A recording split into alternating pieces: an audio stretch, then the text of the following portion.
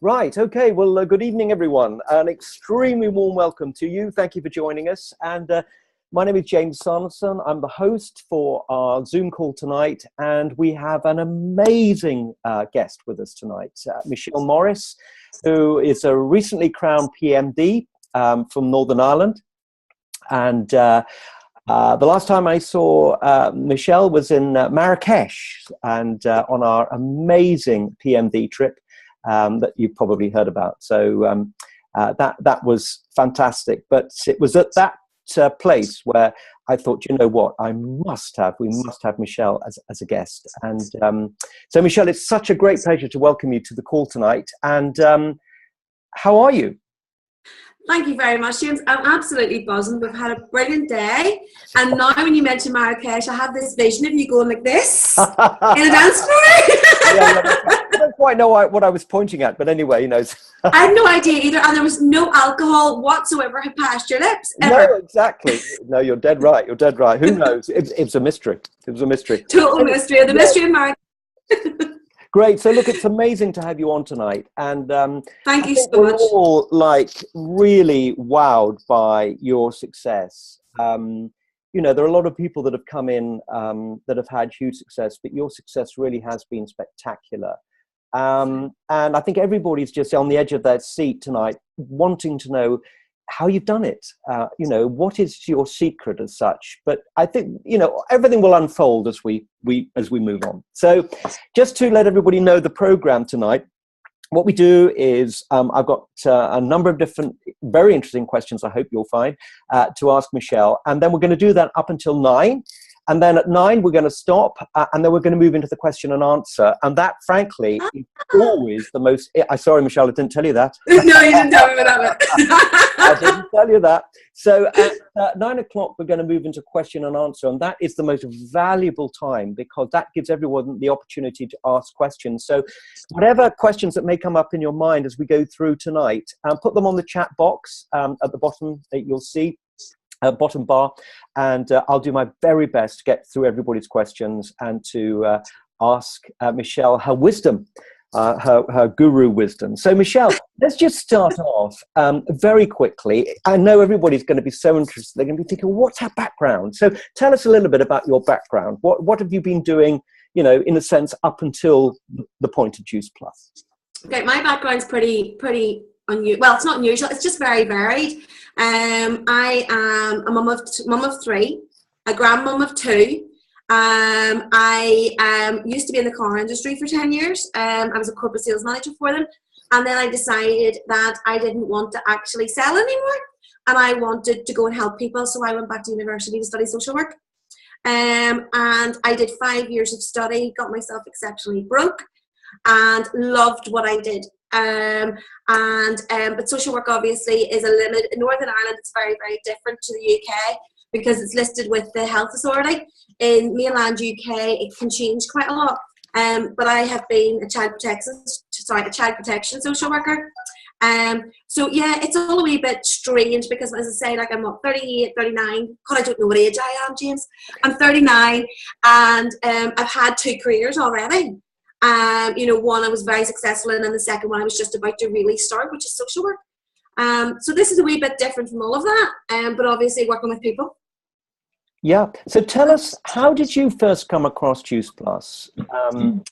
You know, obviously it's different for everyone, but you obviously saw something and it just made you very excited. But tell us, how did you come across it? Okay, what people don't really know about me is because you've met me, you know what I'm like. I'm quite bubbly, this, that, and the other, but pre-Juice Plus, I was actually manic depressive, and I had wanted another baby so desperately. My husband and I had only met. I had 2 children in a previous marriage. We'd only met. He had no children, and I really wanted another child. And in the process of actually, when I was pregnant, I was very ill, so I became prenatally depressed, to the extent actually that I had a broken pelvis. I had pelvic dysplasia, and I was on my sofa. For the most of my pregnancy. Now, some guys that have been in my presentations have heard this before. But what actually happened to me was during that time, I began to get exceptionally more depressed, couldn't do very much. Facebook became a bit of my life. I got to the stage where I was putting on that much weight. I have always suffered with my weight. I go up and down like a yo-yo. I'm never going to be a size 8, but I wanted to be healthy. But when you're being depressed, like anybody that knows depression on this phone call or on this Zoom, depression isn't something just disappears. It doesn't just come on either. You know, it works up. So does building up weight as well.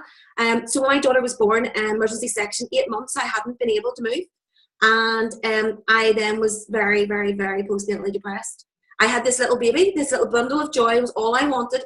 And I felt so guilty that I couldn't actually love this child because I didn't know how to, because I didn't love myself.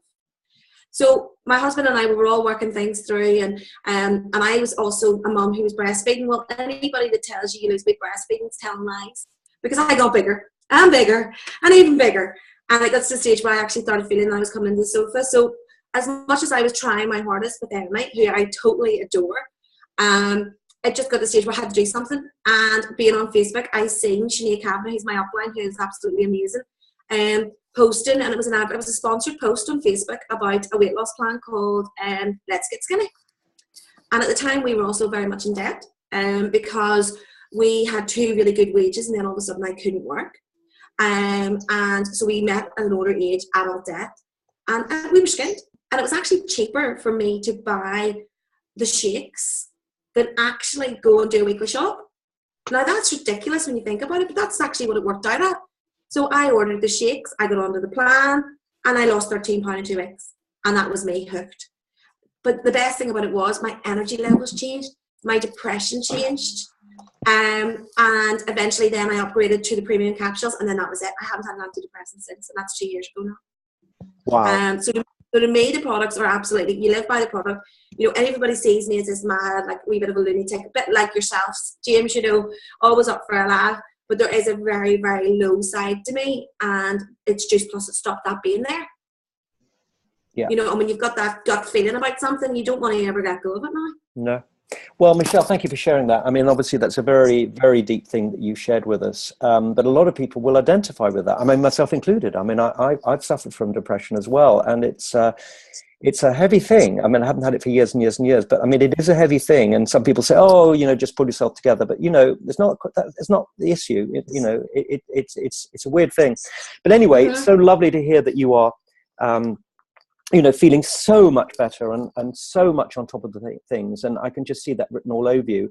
But you know, just Juice Plus effect. But tell us, you know, obviously the product was really exciting for you. I mean, that's a hell of a story you've got. Yeah. But at what point did the business begin to become really appealing for you? Because it's one thing to be excited about the product, but it's another thing, in a sense, to see the business side. And what did it take for you to go, right, okay, this is it. I really want to do this. Well, as I said, you know, obviously our financial situation wasn't great. And Sinead and I had become, I wouldn't say we'd become friends at that stage. She was somebody who was selling the product. She ran a training group, and at that stage she ran a customer support group. And we got really, because she was really quite hands-on, so we got to know each other a wee bit. And it happened to be one day I'd posted on my feed, like, I knew what my financial standing was. It wasn't going to get any better where I was. I still had another 8 months of maternity leave. And it was of that standing. I think I actually posted on Facebook. I think I always knew that I wanted to do something. I had to do something, but I needed that wee bit of guidance. And I think I posted, you know, the way we used to post when we were giving off, and we would never do that now. We'd never be negative. But I think I gave off about maternity pay, and I got a wee message from Sinead, did you ever think about joining the business? And my answer was, I could do it today, but I don't have the money. So I actually joined and asked her to postpone my payment, which meant she actually didn't join me, but she started training me. And that was done, I would say, about 4 weeks in. So 4 weeks in, I'd already had results in weight loss. My brain fog was starting to lift on the premium capsules, and I actually just seen about a way forward. And that was I joined in the November for the products. And as far as I'm aware, actually my first day officially as a rep was the 9th of January. Because I remember that because I had an anniversary in the Dublin conference, and it was the 9th of January. Oh, that's fascinating. So but obviously you were being trained from November. So you had. Well, not really. I went for a customer. I was a customer in November. So when I bought my products, I think about the 18th of November, I didn't start the plan until December, because I thought there was no point, you know, doing it. So it was like really, it probably was about a week before I made my payment. Okay. So tell us about your, I mean, that's fascinating. So a lot of people will identify with that, because, some people say, well, I can't afford it. And that's a big reality for a lot of people. Yeah. But tell us, Michelle, about your first 6 months, because, a lot of people quit in their first 6 months. But of course, if you've got the right momentum, the right mentor and the right vision, then obviously you just keep going through that critical period. But tell us about your first 6 months. My 6 months was an absolute roller coaster. Okay. I am a very all or nothing sort of person. So first of all, I'll tell you, the first 6 weeks, I think my husband thought I was having an affair because my phone was permanently stuck to me, or I was stuck to the wall charging my phone. I did SDD in 2 weeks. I then went to SC within 5 weeks. After the 5 weeks, I then went to SSC within the next month, and I did NMD within 96 days, which now I can now see was one hell of a journey. But looking back, it was just like it totally consumed me. I was doing something a wee bit different in Northern Ireland that we weren't really doing. Jerry obviously has a brilliant team over here, Jerry McKinney and Donal, but they weren't doing things the sort of way we were doing them, with just a wee bit of difference. And they have their own ways, and they're brilliant. They're really good friends now. But we did things just a wee bit different. In my local area, I knew an awful lot of people, so it just went bang. And because I had a personal story, within 12 weeks, I'd lost 4.5 stone. So my personal journey was massive to everybody. So it just was like this big, massive snowball. So now looking back, it's like, where did those 6 months go? Yeah. Well, it's fascinating that you say that, because, a lot of the time people who have amazing stories create a tremendous amount of momentum very, very quickly. So they're so passionate about it. Everybody else around them is so fascinated in their story. But the thing is also, you have been successful before. So in a sense, you sort of paid the price in something else, and you were able to transfer those same work habits into what you're doing now. And I think that's a very, very important thing. So, there you are, you're making absolutely great progress. Tell us about some of the realizations or breakthroughs that you had to move through to get your business to move forward. Because you said you were doing things a little bit differently. So what were some of the realizations and breakthroughs that you had to go through personally to really make things move forward? Yeah, just one of the guys has asked me to slow down. Believe it or not, I've actually slowed down, so I'm going to cry. So if you can just bear with me, I do apologise. Being from Northern Ireland, we do speak really fast. So there's no problem. Realistically, what actually happened to me was when I hit NMD, it happened so fastly, I didn't know what I was doing. I just did it. I didn't learn in my head what was actually being done. I just followed the blueprint. I just followed the process, and I did what I was told to do, and it worked. Unfortunately, after that, I was actually finishing a degree in social work. My dad was terminally ill, and unfortunately, I hit in the May, and my dad died on the 16th of June. So I ended up taking 8 months out of the business because I couldn't focus with my children, my family, my grieving, because I'd lost my bestest friend in the world, and also finishing my degree. My team, truth being, this was a realization for me, because I sort of abandoned everybody. And it's it's only now that I can really look back and say that that's what happened. So for 8 months, any of my good leaders who were really strong and still are, were still building their business, but I wasn't there for them. They basically had no upline. They only had Sinead. And don't say only, but Sinead's amazing, but she also has a big, big team. So I'm really, so to actually realize now that I sort of abandoned, well, I didn't sort of, I did. Personal reasons or not, I closed everything down. I didn't think I would ever come back. And it was through team members and everybody asking me to come back once I was past my grieving process, which we know isn't a small thing and will still go on. But I came back, it's actually this week, last year, and I came back with a pay line of 0. I had no personal business, and I had a pay line of 0. Because obviously it doesn't matter what your team are doing if you have no personal business and you've used up all your excess, you have no business. So I did earn an income the whole time along, but it was a big decision to come back, and it was a big decision about building boundaries again, not building boundaries, building relationships again. So to go back to the question, the realization was it wasn't about me anymore. It was never going to be about me. If I was coming back, I had to be everything for the team, and I had to learn. And so I did IMD in a matter of months, through really investing time in my team and really communicating with my team, coming back to actually building those relationships, because I did lose relationships because people felt let down. And the biggest realization for me was in Brighton. I'd been to events, I had done it all before, but we all get a buzz out of an event. But sometimes a leader doesn't get, maybe a leader's thinking it's about them rather than their team. And it's when you grow up, it's like becoming a teenager, when you realize it's about your team. And I sat on the floor of Brighton. Other leaders were running about doing their own thing, but I sat on the floor of Brighton with about 18 of my guys who were different generations, who were rebuilding relationships with me, and we cried. Why did we cry? I still have no idea, but we cried Friday, we cried Saturday, we cried Sunday, we got back, we cried Monday, Tuesday, Wednesday.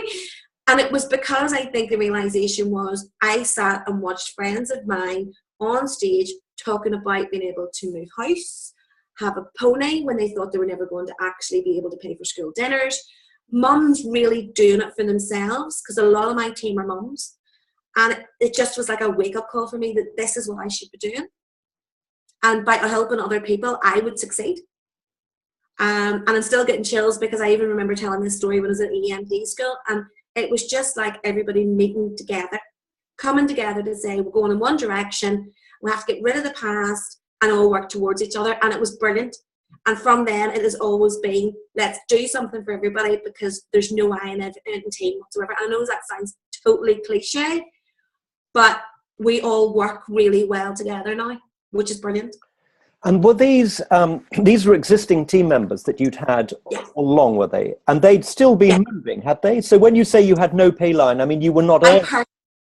Yeah. But you had a team. You had a team. I had a team.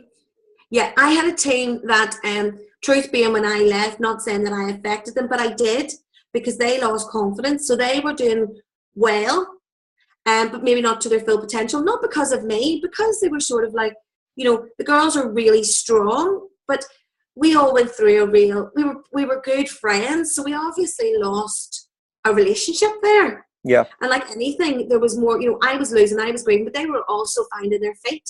So yes, they had my 5 front line, who I still have, my very first 5 front line, were building and puttering along and trying to find their own strengths. And I can only but take my hat off to them, because if they hadn't have, I know I wouldn't be here today. Yeah. So that's absolutely great. So they were still there, but obviously you took your foot off the accelerator too early, in a sense, and you know, because normally you would be able to after 2 years or 3 years, your business would have continued to grow and grow and grow. But at that stage, it was just too early. Yeah. But you also have to be doing your own personal or recruiting. Yeah. If you're not recruiting, then you're not getting that. You're not. Yeah. So let me ask you, Michelle, the concept of team building. I mean, this is a huge one for everyone. And to my mind, this is the thing that really differentiates everyone. Are you able to build a team? If you are, then you're going to do very well. And it's something that can be learned very, very effectively. Mm-hmm. But clearly, you took to team building very well.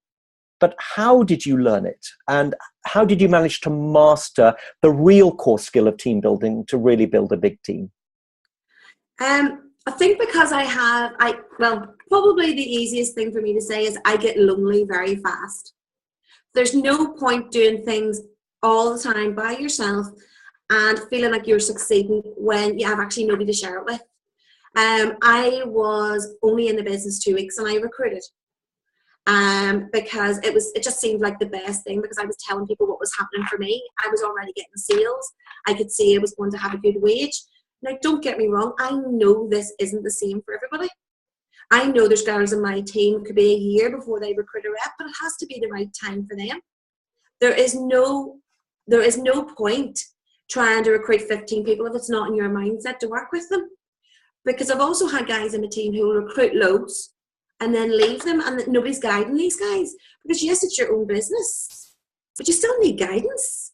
You know, we've all had guidance. Somebody's told us and helped us what to do. If it's not corporate, it's a friend, or it's your upline or sideline. So for me, I wanted to be everybody around me. And not to say that I'm the be all and end all. I just wanted company. And I seen some of my girls doing really well on plan and offered them a business. Some of them didn't need the business. Some of them still don't need the business, but they're doing absolutely exceptional at it. And some of them took it on because they swore they would actually, they wanted to prove me wrong. They wanted to say, listen, I've done it. It's rubbish. And some of those girls are now NMD. You know, and it's great. It's amazing, you know, and just to have girls all working and guys all working together is a big mission for me, you know. And fascinating, Michelle. I mean, and what proportion? I mean, I'm sorry, this is not a question I've asked you. I'm going to do it now. I'm going to ask you a question. Yeah. What proportion of your business do you think is online, and what proportion is offline, or is it all online? Right, my business until January. I went to EMD. No, I went to the 25 Summit. Met yourself. And on the 25 Summit, I gave off Sting. For anybody who doesn't realise, the 25 Summit was the top 25 earners in Europe. We're invited, or sorry, in UK. Sorry, we're invited to meet with Dan and Sven and Simon and discuss plans for the future. And I was really, if I get something in my heart, I will go for it. And for me, being part of an English team, because Sinead Kavanagh is obviously from Manchester, being part of her team, but being isolated in Northern Ireland without any team members, because I was her first over here. There was no events. We had very few. We had regionals, but we were really big, classy. You needed to know what you were doing to go to. And I said, you know, at that event in the summit, that I was really annoyed that we were building such a great team in Ireland, in Northern Ireland, and we had no financial backing. Corporate did their corporate tour, but they didn't come to Northern Ireland. They didn't do, you know, anything. Everything always brought out Northern Ireland. Ireland got a wee bit, but Northern Ireland got nothing. And not really understanding even probably at this stage who Dan was, which is probably really wrong. Not that I would say I don't understand who he was, but more the fact of in that meeting it didn't matter to me because I was there to stand up for my guys. And I expressed that I really wanted some money put into Northern Ireland, and it was brought up and it was said back to me that we need to see some action to invest. It's all about the purse strings. And my answer to that was yes, but if it's about the purse strings, would you not invest somewhere that's growing? So in January and in November, then that was set to me to try and get an event structure in. So I've joined up with Joanne Harris, who has just become my sister from another mister. She's the most amazing person ever. And we started running events. So the very small part, we do an event, at least one event and one big event every month. We are now running Elite Earners workshops. And my business until then was solely internet. It was solely Facebook, solely social media. And to then start the events is now a whole new chapter for me. I was exceptionally nervous. I had low self-esteem. I had low confidence. So to start building and taking control of that. So I would say 98% of my business is social media. 2% is events. But the 2% is now taking up more time to organize. And it's starting to really grow. You know, we have so many events planned and they are just growing and growing. We have an event pre-booked for September, and it looks like it may be doubling in size than what we thought it would be, which I'm just over the moon about. And I'm learning from guys like yourselves who do events all the time or do events on social media. You know, there's no reason why we can't do, you know, the event like you used to do an opportunity event on a Tuesday. There's no reason why we can't do that. We just don't really know how. And that's where we're obviously learning from people like yourselves and learning. You know, I've obviously had John Holwani over, I've had Sinead over, I've had Emma Snedden. We've asked a few other guys, hopefully are going to come over in the next couple of months, to learn from them and their total professionalism, but also down-to-earth manner about doing events. So let me ask you, Michelle. I mean, obviously you've been very, very successful, and you continue to be very, very successful. But when you spoke a little bit earlier about the blueprint, about doing things a little bit differently from the way other people were doing things. How can you explain that in terms of the blueprint, or how you were doing things a little bit differently? I suppose when we came into social media, in my area, we'd never really seen Juice Plus on social media. We'd never seen, I suppose there's a positive and negative side to this. The positive was when I joined, I went hell for leather. I went before and afters, the product information. You were building up this like culture of social media and people finding out things, that they are now finding testimonials from customers and linking into people that have actually been on the product. That wasn't really happening here. I would say it went one step too far at one stage, where it became nearly like spamming because it got out of control. And now obviously we're now at a level where we're all doing it to a very professional level, and ideally that's the way it should be. And I would say that's that big massive learning curve. But because I live in an area, I lived at the time in a very, very small area, but everybody knew me. So once all those people, we had one in-home, and I hear people talk about in-homes all the time, and I think they're fantastic. But I did my whole village in one night, and I had 18 people all on the product. Well, it was just then their family, and it all just erupted through social media. And I think my first month, I had like 74 customers. Yeah. Which for me, even now, it's madness to think about how much workload I was doing as well. But they were all then started referrals. So the difference for us was probably that big. It's 2 years ago. It was when social media really, really picked for Juice Plus. It's when Katie Ravy had started her big launch of Complete, and it was also when Complete was about to change price, if you remember. Yeah. When Complete changed price,